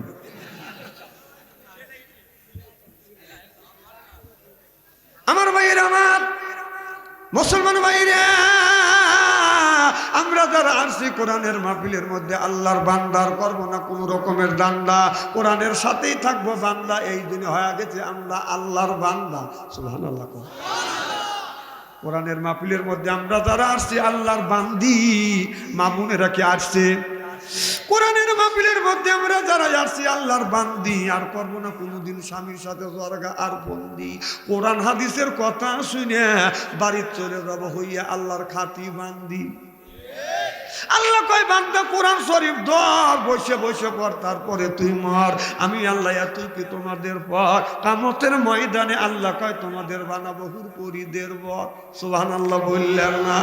এই জন্য আমরা কোরআনের মাহফিলের মধ্যে আসছি, আমাদের মাথায় টুপি, মুখে দাঁড়িয়ে, এটা হলো মুসলমানের চিহ্ন। কোরআন হাদিস পড়ব, তত অনুযায়ী জীবন গড়াবো, নিজের জীবনটা করব ধন্য। কোরআন যারা পড়ে না, তত অনুযায়ী যারা জীবন চলে না, ওরা হলো 1 নাম্বার জঘন্য, জঘন্য, জঘন্য।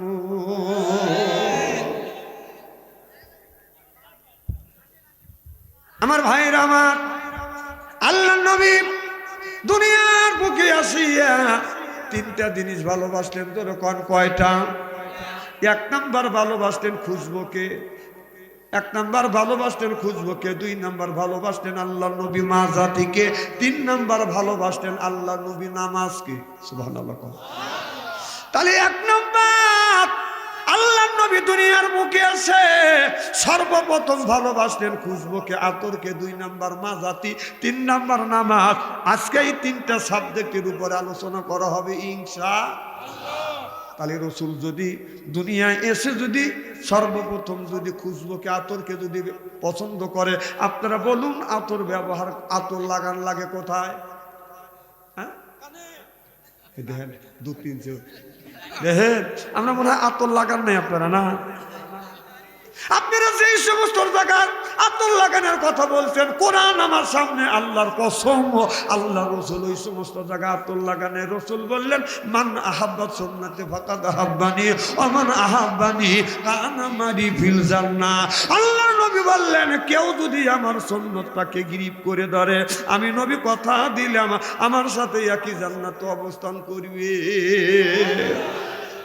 আশিকে আল্লাহ মাসুকে মোহাম্মদ, আশিকে আল্লাহ মাসুকে মোহাম্মদ, জামালে খোদা কামালে মোহাম্মদ, জামালে খোদা কামালে মোহাম্মদ। চিল্লে বলুন আল্লাহু আকবার।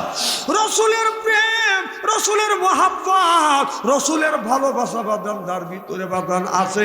ওই লোকটা সুন্নাতটাকে বাদান আঁকড়ে ধরে, সুবহানাল্লাহ বললেন না? তাহলে আল্লাহ নবী আতর বাদান আপনার লাকেও লাগান নাই, দাড়ি তো লাগান নাই, আতর লাগানোর কায়দা আছে। জামাই যায় শ্বশুর বাড়ি, যা শাশুড়ি যা ডাক দিছে আম্মা, আব্বা যা ডাক দিছে আম্মা, জি আব্বা, মাক ডাকে এ মা, বাবাক ডাকে ও আব্বা, আর শ্বশুর বাড়িতে ডাক দেয় আব্বা জান, আসলে কি জান, আম্মা জান, আসলে কি জান। যেই জায়গা আসে যান, ওই জায়গা নাই পান, আর যেই জায়গা নাই পান ওই জায়গা রাখে যান। মা বাবার পায়ে হাত থেকে কেউ যদি চুমা খায়, মোল্লা আলী কারিম রহমাতুল্লাহ আল্লাহ বললেন, সে যেন আল্লাহর জান্নাতের খাম্বায় চুমা খেলো। সুবহানাল্লাহ, এটা তোর কর। খেদমতে মা দরপেদার কোন এখতিয়ার, খেদমতে মা দরপেদার কোন এখতিয়ার, তাসাপিয়ার মালে দৌলত বখতিয়ার, তাসাপিয়ার মালে দৌলত বখতিয়ার। মোল্লা আলী কারিম রহমাতুল্লাহ বলেন, কেউ যদি মা বাবার পায়ে হাত থেকে চুমা দেয়, সেজন্য আল্লাহর জান্নাতের খাম্বায় চুমা দিল। চিল্লা কর মারহাবা। আমার ভাইরা আমার, আজ আমরা মার পায়ে হাত থেকে, বাবার পায়ে হাত থেকে বাদান চুমো দেই না। আমরা শ্বশুর বাড়ি যা বাদান খামচা খামচি করি। কথা কর না কে? নেকি আছে কোথায় আর নেকি তালাশ করে কোথায়? কথা কি বাদান বুঝতেছেন? আমার ভাইরা আমার, জামাই শ্বশুর বাড়ি যা কয় আম্মা জান, শাশুড়ি জি আব্বা। জামাই চিন্তা করছে, আমার মা তো এত সুন্দর করে ডাক দেয় না। বললো, বাবা দেশে পাট কামলা পাওয়া যাচ্ছে না, তোমার শ্বশুরের অসুখ, পুকুরের পাট পচে যাচ্ছে। পাট বোঝেন তো? কথা কয় না, বোঝেন তো? তো পাট জাগ দিছে, তোমার শ্বশুরের অসুখ, যদি পাট তুলে দিতে বেটা আব্বার কাজ করতে। জামাই আব্বার ডাক শুনিয়া কাঁসা দিয়ে লম্ফ দিয়ে পুকুরে নেমে খালি পচা পাট ডুব করে বেড়ে তুলে দিচ্ছে। শাশুড়ি মনে মনে কয়, এক পামেই কাজ হয়ে গেছে। আচ্ছা, পাট তুললে গা দিয়ে গন্ধ বের হয় না? কথা কয় না পাবলিক রে। হায় হায় হায়, বেটা সালের মতো কথা কন না কেউ, চিন্তা বলুন হয় কি না? কথাই বলতে চায় না। তো এখন জামাই লম্ফ দিয়া পুকুরে নামিয়ে পচা পাট ডুব করে তুলছে। শাশুড়ি দেখছে এক পামে কাজ হয়ে গেছে। এখন চিন্তা করছে, জামাই হাট বাজারে যাবে, আপনার গা দিয়ে গন্ধ হবে, এক শিশি আতর দিছে যে লাখে কানি নিলে গন্ধ দূর হয়ে যাবে। জামাই করছে কি, আতরের শিশি বায়া শিশির মুখ খুইলে হাতের টাইলে ডাইলে যেখানে লাগান যায় সেখানেও লাগাইছে। কথা বুঝতেছেন না? আর যেখানে লাগান যায় না সেখানেও লাগাইছে। শাশুড়ি আশ্চর্য হয়ে গেছে, আহম্বক হয়ে গেছে। জামাই করে কি, আতর লাগায় কোথায়, মানুষ লাগায় কোনে। আরো অর্ধেক আতর ছিল হাতের তালে ডাইলে। শাশুড়ির কথা বন্ধ হয়ে গেছে। জামাই করে কি, আতর খায়? জামাই বলতেছে মা আসি, এই কয়ে জামাই বিদায় হয়ে চলে গেছে। পরের দিন জামার ভাই এসে, অর্থাৎ পুত্র, জামার ভাই কি বলে, যখন এই রে মানুষ রে কোথাও বলবে তাই না। পরের দিন জামার ভাই এসে বলতেছে মামিমা ভালো আছেন? কয় আসি বাবা। তোমার ভাই কি বোকা? একটু তো বোকা আছে। কি হয়েছে মামিমা? আর কয় না বাবু, এটা মানুষের কাছে বলা যায় না। এক শিশি আতর দিলাম, শিশির মুখ খুলে আতর যেখানে লাগান যায় সেখানেও লাগাইছে, আর যেখানে লাগান যায় না সেখানে লাগাইছে। তারপরে কি করছে? আর কয় না বাবু, এটাও বলা যায় না। কি হয়েছে মামি একটু বলেন। বাবা অর্ধেক আতর ছিল, হাতের তালে ডেলে চুমুক দেখাইছে। কয় মামি মা ডবল বোকা, ওর সাথে পড়তেই পারে না, আতর খায় মুড়ি দিয়ে শুধুই গেছে নাকি। আমরা মুসলমানের বাচ্চা হয়া, মুসলমানের কারো জন্ম নিয়ে নবীর শ্রেষ্ঠ উম্মত হয়া আতর লাগার লাগে কোন জায়গা এই খবরও আমরা জানি না। অথচ কোরবানির ঈদ আসলে বাড়ির বাস যা যাওয়া যায় না, ফাটাস ফাটাস আওয়াজ। কোন কিসের আওয়াজ? হুজুর খুর বেড়ে ছেড়াচ্ছে, খুর খাচ্ছে। খুর খাইলে খাওয়া জানি, কোন কায়দা খুর খাওয়া যায় সেটা জানি, কিন্তু রসুলের সুন্নাত তরিকায় আতর লাগে না জানি না। এইরকম মুসলমান বাংলাদেশে আছে না? না। তাহলে আল্লাহর নবী এক নাম্বার ভালোবাসতেন খুশবুকে, আতরকে। এই ওয়াজটা শুনে যাওয়া লাগবে। আতর কোন জায়গায় লাগান লাগে? রসুলের সুন্নাত তরিকায় আতর লাগাইয়া যদি মৃত্যুবরণ করতে পারেন, এ খাতিরে আল্লাহ নাজাত দিবে। সুবহানাল্লাহ, এটা জোরে কর। নবীর এক সাহাবী হযরতে আব্দুল্লাহ, আমার নবী হযরতে আব্দুল্লাহকে বলল, আব্দুল্লাহ তুমি কোন আমলের বিনিময়ে তুমি আল্লাহর জান্নাতে যেতে চাও?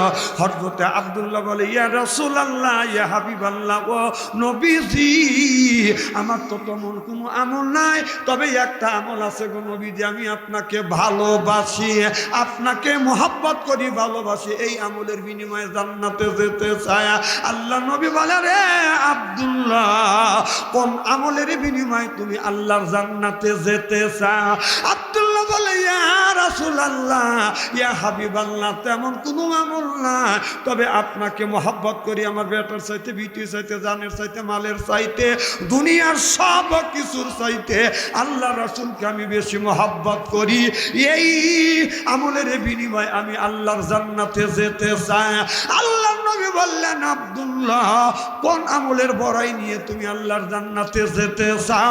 আব্দুল্লাহ বলে, রাসূল গো, দুনিয়ার সব কিছুর চাইতে আপনাকে বেশি ভালোবাসি, এই আশা নিয়ে আমি আল্লাহর জান্নাতে যেতে চাই।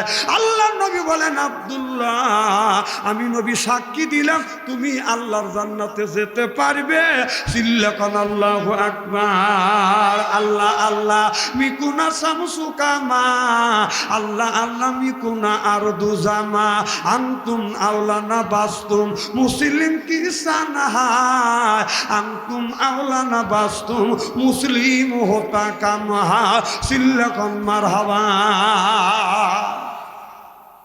আমার কথায় মুখে রাগ করতেছেন তাই না? আমার ভাইরা, আমার মুসলমান ভাইরা, আল্লাহর হাবিবের প্রিয় উম্মতেরা ভালো করে লক্ষ্য করে শুনুন। আল্লাহর নবী 2 নাম্বার ভালোবাসতেন বাজান মাজা থেকে, 3 নাম্বার ভালোবাসতেন আল্লাহর নবী নামাজকে। সুবহানাল্লাহ, এটা জোরে কর।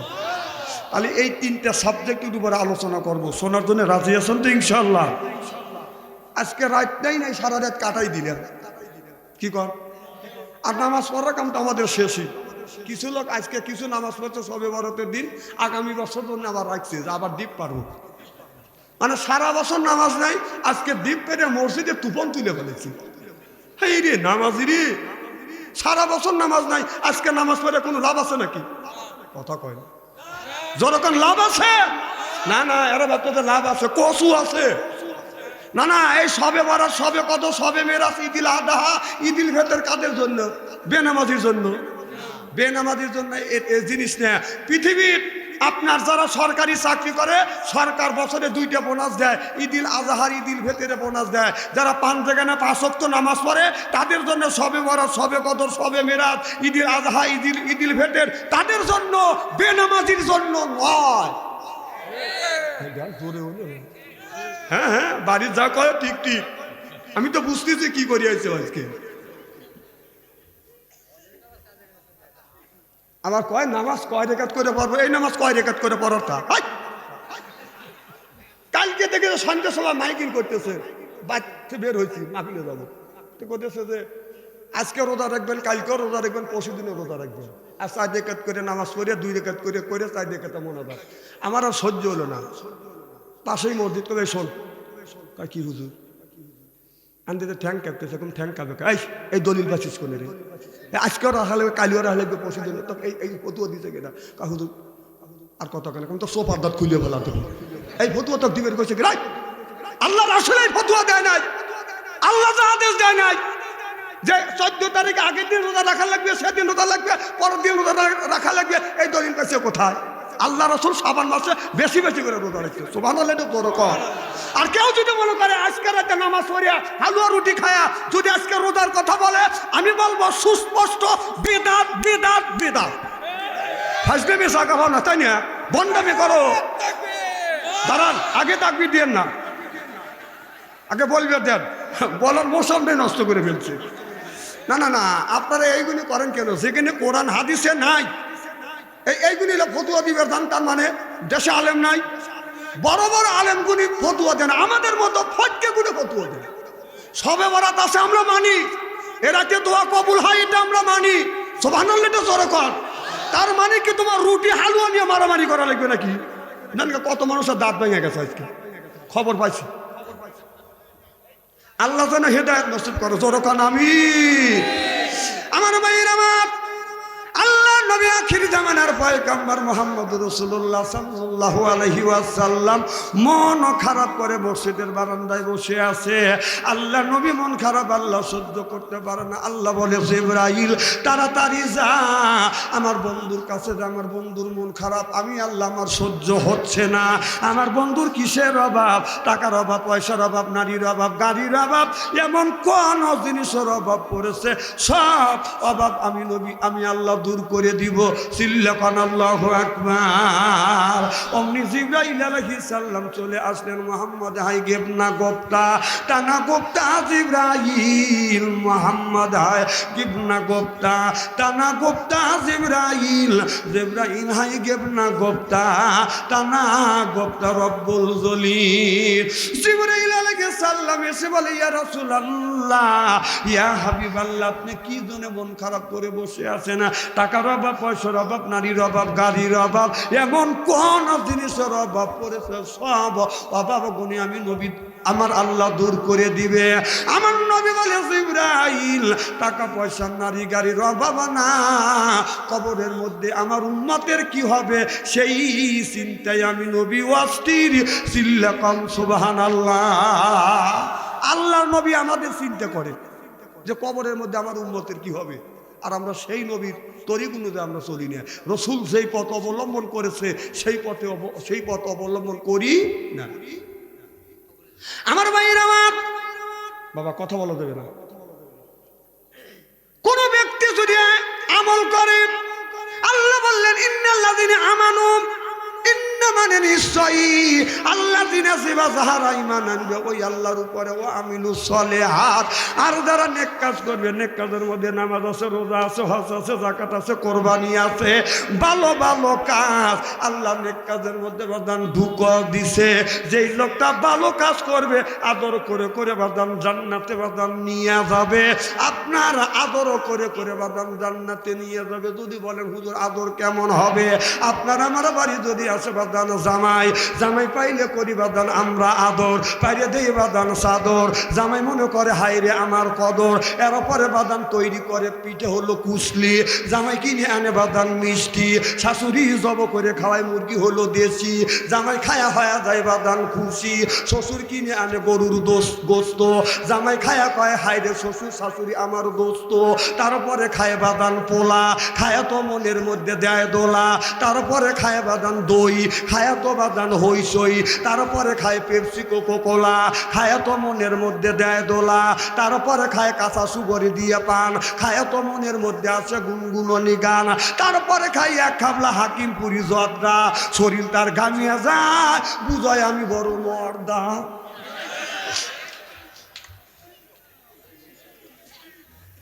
এইভাবে যদি কিছু সময় আলোচনা করি, শোনার জন্য রাজি আছেন তো? আচ্ছা হাত তুলে দেখান তো দেখি, রাগ করবেন কারা কারা? দাঁড়ান, যারা হাত তুলছেন মোহাব্বতে তুলছেন, হুজুর তুলছে তাই, আর যারা তোলেন নাই বুঝে তোলেন নাই, অতএব দুই দলই ঠিক আছে। জোরকার মার হবা। আমার ভাইরা, আমার মুসলমান ভাইরা, আল্লাহর হাবিবের উম্মতেরা, ভালো করে লক্ষ্য করে শুনে না বলে নিয়তে বদন শুনতে হবে। আল্লাহ নবী বললেন, আমি কান্দি, আমি মন খারাপ করে বসে আছি, আমার উম্মতের কবরের মধ্যে কি হবে। এবার জিবরাইল আলাইহিস সালাম আমার নবীকে নিয়ে বডি সালমানের কবরের পাশে যাইয়া ডান পাখা দিয়ে হালকা আঘাত করলেন আর বললেন, কুম্বি ইজনি ইল্লাহ, আল্লাহর হুকুমে আল্লাহর বান্দা জিন্দা হয়ে যাও। দেখা গেল কবরের মাটি ফাটতে লাগলেন, লাফাতে লাগলেন, কবরের ভিতর থেকে আল্লাহর একটা বান্দা বের হয়ে আসলেন। এত সুন্দর চেহারা, মনে হয় তার চেহারা দিয়ে বাদান নূর চুমকিচ্ছে।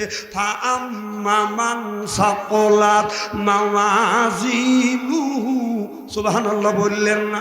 মনে হয় তার চেহারা থেকে বাদান নূর চুমকিচ্ছে। এই দৃশ্য দেখানোর পরে আবার পাখা দ্বারা হালকা আঘাত করলেন, আল্লাহর বান্দা কবরের মধ্যে চলে গেলেন।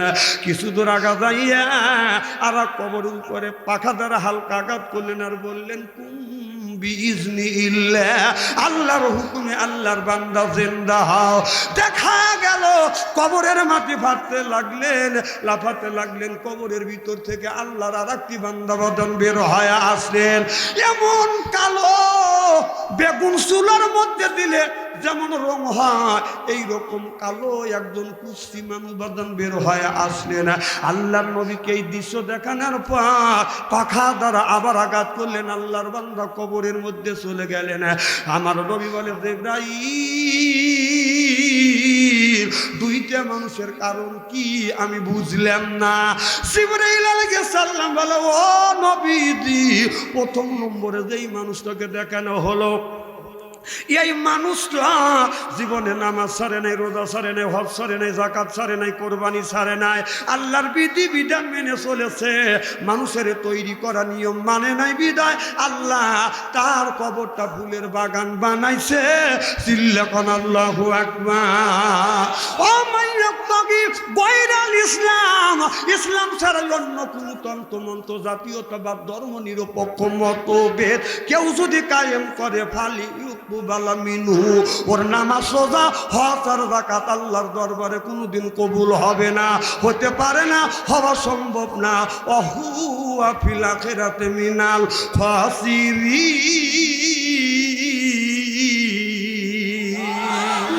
আখিরাতের আদালতে নামাজ পড়বার পরে, রোজা রাখবার পরেও, হজ যাকাত দেওয়ার পরেও ওই লোকটা কানতে কানতে বাদান জাহান্নামে যাবে। জোরকন নাউযুবিল্লাহ। আল্লাহ কোরআন কারীমের মধ্যে বললেন, ওয়া আল্লাহ, আয় আল্লাহ, লিল মুত্তাকিনা ইমামা, একটা নেককার পরহেজগার ইমাম বানাও। এ কথা কার? আরো জোরে, জোর হইল না, জোরছে বলুন। তাহলে আল্লাহ বললেন, ওয়াজা আল্লাহ লিল মুত্তাকিনা ইমামা, একটা নেককার পরহেজগার ইমাম বানাও। সেই ইমামটা কি মসজিদের ইমাম? সেই ইমাম না, সেই ইমামের কথা বলা হচ্ছে। আপনার ইউনিয়ন ওয়ার্ডের ইমাম সেইটা হলো মেম্বার, ইউনিয়নের ইমাম সেইটা হলো আপনার চেয়ারম্যান, এরপরে থানার ইমাম সেইটা হলো এমপি, রাষ্ট্র ইমাম সেইটা হলো প্রধানমন্ত্রী। ওয়াজা আল্লাহ লিল মুত্তাকিনা ইমামা, একটা নেককার, একটা পরহেজগার ইমাম বানিয়ে দাও। যেরকম সুবহানাল্লাহ। কথা কার? না না, এই কথা আমি বানালি ইসলামে আয়াত তোমাকে আমার উপরে না দিল।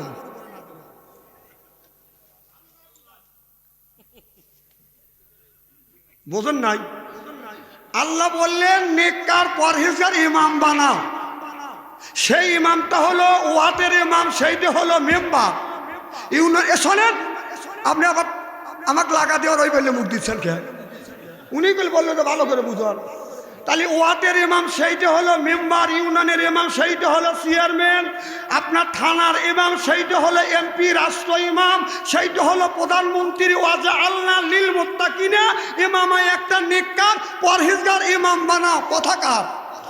তাহলে আমরা কি সেই ইমাম বানাচ্ছি? আহা, সেই ইমাম বানাচ্ছি সুদখোর, ঘুষখোর। তোকে এমন স্ত্রি করবো নে, তুই ভাবছিস বয়টা বক্তা আনছে নাকি টাকা দিয়ে? স্ত্রী হচ্ছে না,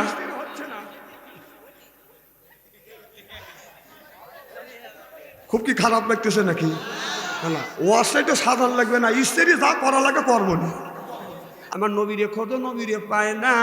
একদিন খুঁজতে খুঁজতে দেখে আমার নবী রাস্তার পাশে বসে বসে কান্দে। খাদিজা বলে, ইয়া রাসূলুল্লাহ, ইয়া হাবিবাল্লাহ, আপনি কেন কান্দেন? আমার নবী বলে, খাদিজা, এই সময় আমার মা আর আব্বার কথা মনে পড়ে গেছে। আমার নবী বললেন, যার মা নাই, আব্বা নাই, সেই কিন্তু মায়ের ব্যথা বোঝে। বাবা যারা মারা গেছে, সেই কিন্তু বাবার ব্যথা বোঝে। আল্লাহ বলে, ওয়াকাদা রব্বুকা, হে বান্দা আমার দাসত্ব করো, আল্লাহ তা'বুদু, আমার গোলামি করো, ইল্লা ইয়াহু, আমার বন্দেগী করো, ওয়াবিল ওয়ালিদাইনি ইহসানা। আল্লাহ বলে, বান্দা আমার দাসত্ব, আমার গোলামি করবার পরে নিজ নিজ পিতা মাতার খেদমত করো। এ কথা কার? আজ মা হইছে বুড়ি, গার যাইতে আমার বুড়ি, বাবা হলো বুড়ো, আমার পিঠের উপর ধরে ধরে বুড়ো, শ্বশুর হলো আব্বা জান, শাশুড়ি হচ্ছে আম্মা জান, বিয়ে করছে পিয়ারা জান, ওরা সব জানের জান, পরাণের পরাণ, যখন ঠিক কিনে। আজ মার কথা লাগে না ভালো, শাশুড়ির কথা মিষ্টি, বাবার কথা নিমতিতে, শ্বশুরের কথা চিনি, বাবার কথা নিমতিতে, শ্বশুরের কথা চিনি। চিল্লে বলুন ঠিক কিনে?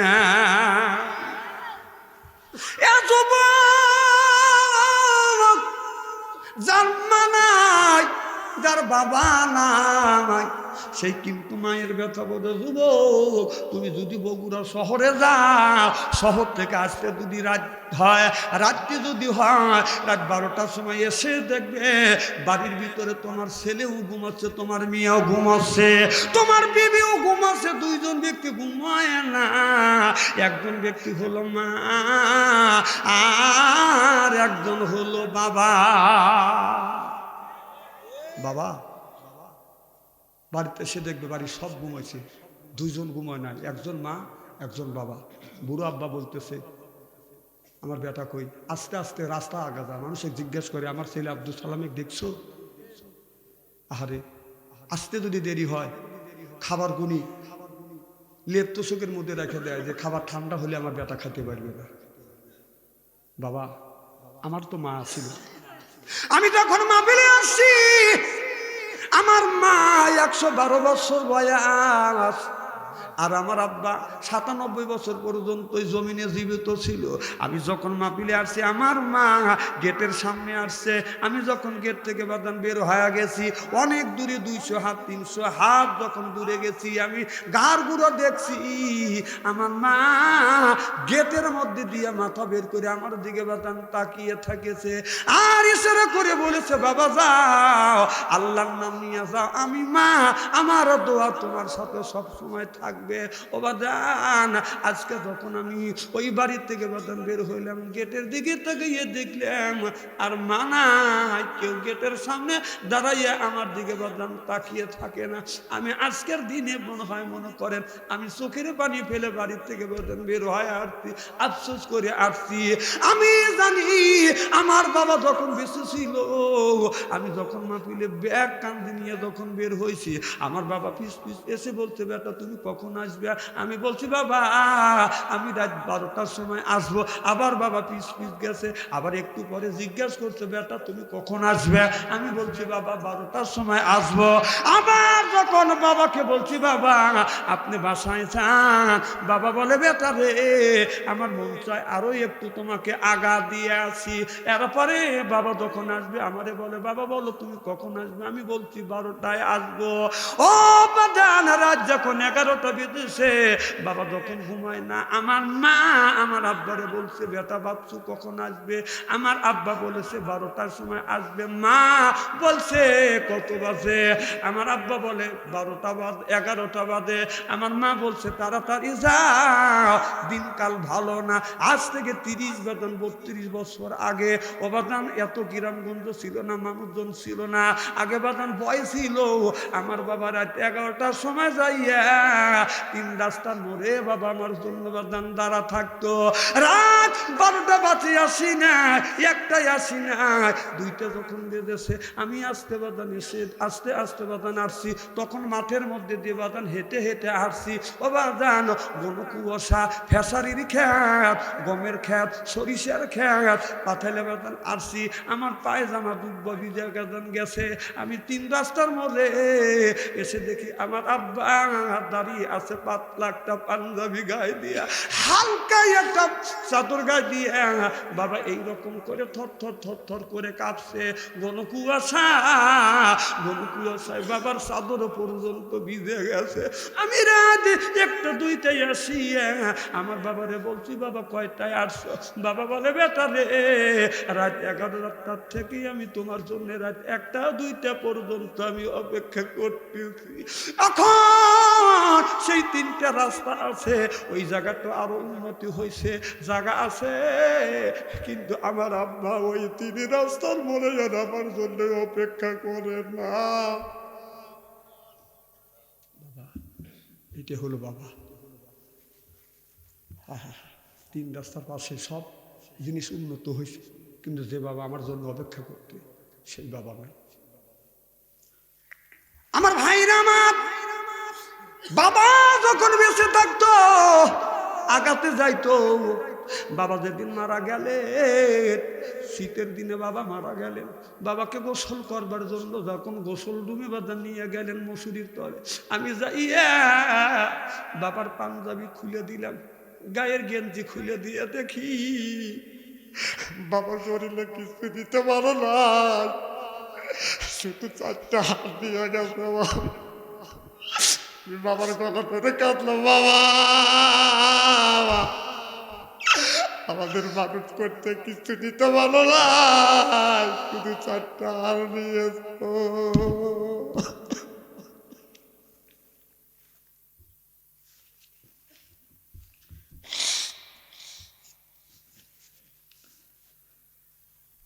যার বাবা নাই তার কলেজে আঘাত লাগবে, চোখে পানি এসে ওই ব্যক্তির যার মা কবরে।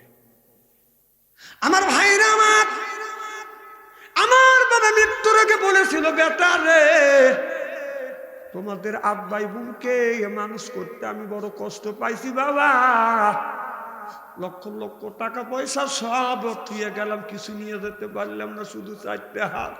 বেটা আমি যদি মারা যাই, তুমি কথা দাও বেটা, প্রত্যেক দিন আমার কবরের পাশে দাঁড়াইয়া তুমি দোয়া করবে। আল্লাহর কসম আমি প্রত্যেক দিন মা বাবার কবরের পাশে যা দোয়া করি, বলে আল্লাহ আরে বাবা নাই, আমার জন্য কেউ অপেক্ষা করে না রে বাবা। ও আল্লাহ, আমার মা আমার বাবা তোমার ডাকে সারা দিয়ে অন্ধকার কবরের মধ্যে ধরা পড়ে গেছে। মাবুদ রে তোমার কুদরতি হাতে দুধি পায়ে পড়ি রে আল্লাহ, আমার মা বাবার কবরের গোরা জাত মাফ করে দেয়া।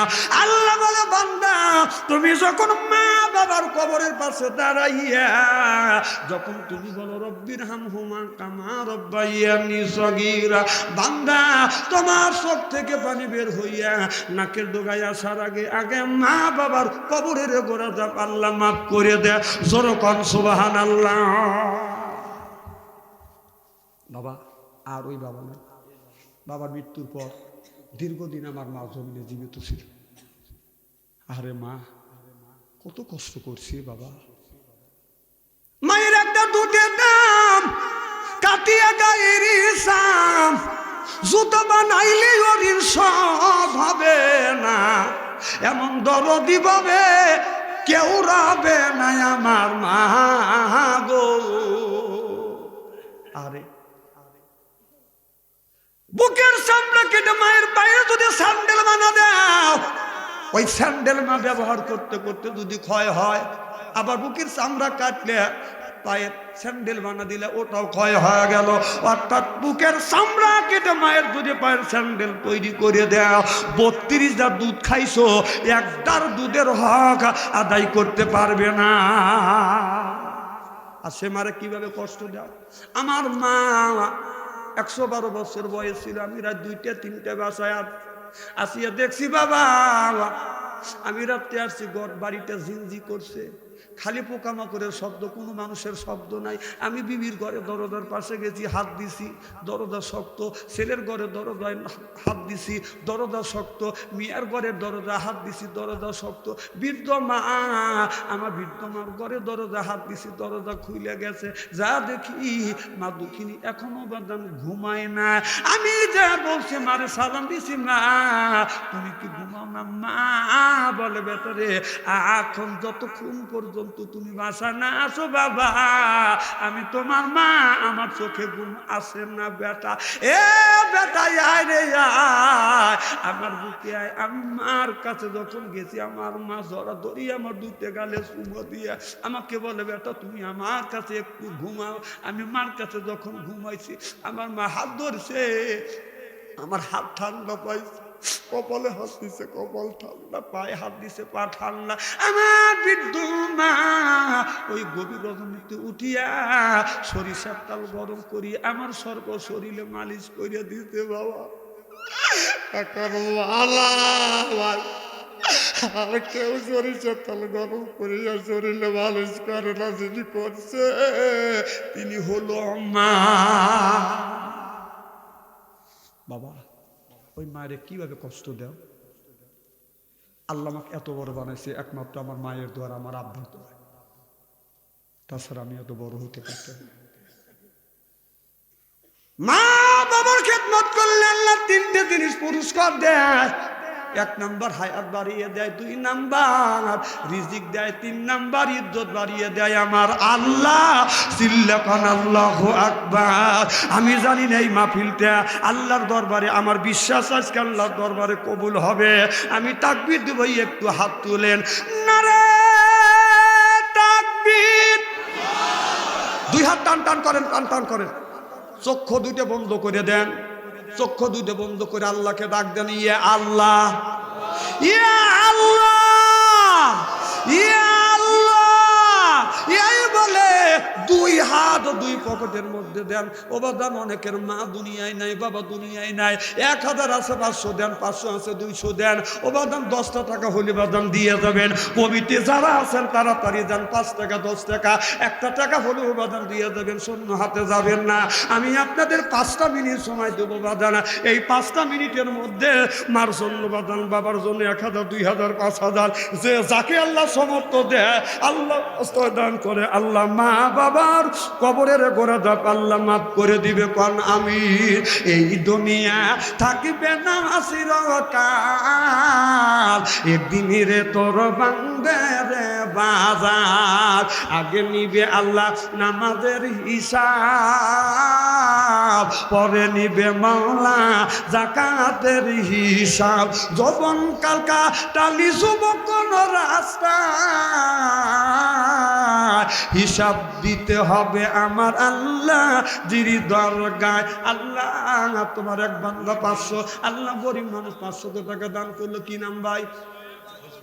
ফজলু ভাই 1000 টাকা দান করলো। আল্লাহ ফজলু ভাইয়ের দান তুমি কবুল করো। আল্লাহ ফজলু মনির আশা পুরো করো। আল্লাহ জীবনের গুনাহ মাফ করো।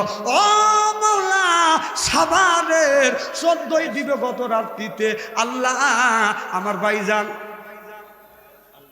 আবু বকর সিদ্দিক ভাই আল্লাহ 500 টাকা দান করছে। ভাইও আলেম, ভাইয়ের আব্বাও আলেম, চাচাও আলেম। আল্লাহ আলেমের দান তুমি কবুলের মঞ্জুর করো। ও আল্লাহ বংশের মধ্যে থেকে যারা বিদায় হইয়া কবরে কবরখানা বাগে জান্নাত বানাও। জোরো জোরো কন আমিন, আমিন, আমিন আল্লাহ আমিন। দানকারীর জন্য খোদা তুমি হলো যাবি না, এই দুনিয়া থাকবে না চিরকাল, একদিন রে তোর বানবে রে বাজার। আগে নিবে আল্লাহ নামাজের হিসাব, পরে নিবে মাওলা। নারাই তাকবীর। আল্লাহ নাতির নাম দান করেছে 1500 টাকা। নানা দুনিয়ায় না, আল্লাহ নানা কবরের মধ্যে শুয়ে আছে। আল্লাহ দানের খাতিরে নানা আর কবরখানা বাগে জান্নাত বানাও। জোর কর আমিন, আমিন, আমিন আল্লাহ আমিন। মতি, আল্লাহ মতি মারা গেছে, তোমার বান্দা মতিউর রহমান মারা গেছে, আল্লাহ 500 টাকা, আল্লাহ মতিউর রহমানের দান তুমি কবুল করো, মতিউর রহমানের মনের আশা আল্লাহ কবরখানা বাগে জান্নাত বানাও, সকলেই বলুন আল্লাহুম্মা আমিন, আমিন আমিন, আল্লাহ আমিন।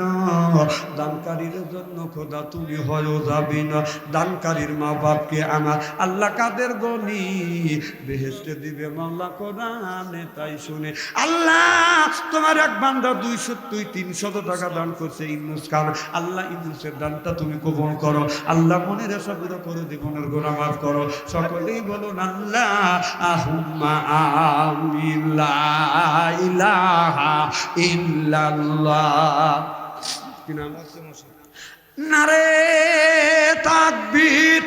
আল্লাহ মুয়াজ্জিম ভাই আল্লাহ 500 টাকা দান করলো, আল্লাহ মুয়াজ্জিম হোসেনের দান তুমি কবুল করো, আল্লাহ মুয়াজ্জিম হোসেনের মনের আশা পুরো করে দাও। আল্লাহ তোমার এক বান্দা 200 টাকা দান করলো, আল্লাহ তুমি দান কবুল করো, মনের আশা পুরো করো, কারণ আমিন। বাজার বসেন, এখনই মোনাজাত করা হবে, এখনই দোয়া করা হবে। হ্যাঁ, আজকে বরকতের রাত।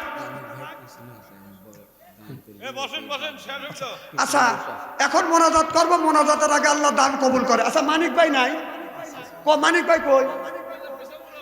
আপনি মানিক ভাই কে? ভাই দোয়া করে দেবো, একটু কিছু দেন তো দেন। নারে তাকবীর। দানবীর মানিক ভাই কি বাবা ডিম দেওয়া, ডিম দেওয়া, আরে বেটা চল। নারাই তাকবীর। দানবীর মানিক ভাই, মীর মুজাহিদ মানিক ভাই। এটা আবারও দিলাম। এখন কত দিল? এটা আমার মৃত দাদা দাদির জন্য। এটা কি 5 কি 5 ব্যাগ সিমেন্ট। এটা আর আগে দিছে, আগে দিয়েছে 25,000। 25,000 দিছে, 25,000 দিছে, তো আমার এটা 5 ব্যাগ সিমেন্ট। কি কব? 5 বস্তা সিমেন্ট দিছে।